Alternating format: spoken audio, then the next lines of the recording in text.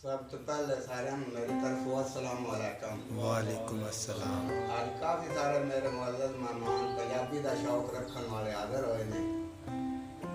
भाई अनवर साहब, अरशाद जग साहब, आसफ फाटगो बकेट साहब ते ठट्टा खैरू मटमाल तो आंबर गलोतर साहब तशरीफ ले आए ने। पंजाबी का बड़ा शौक रखते।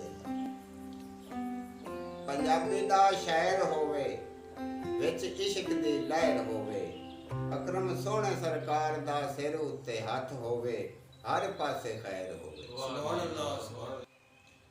पंजाबी दी शायरी नाल पंजाबियां नूं ढेर सारा प्यार हुंदा है। वाह जी वाह। पंजाबी दी शायरी नाल पंजाबियां नूं ढेर सारा प्यार हुंदा है। शान सोहणे सरकार दी बयान होवे, इन्हां नूं अदब दा हिज़ार हुंदा वाह है। जी वाह।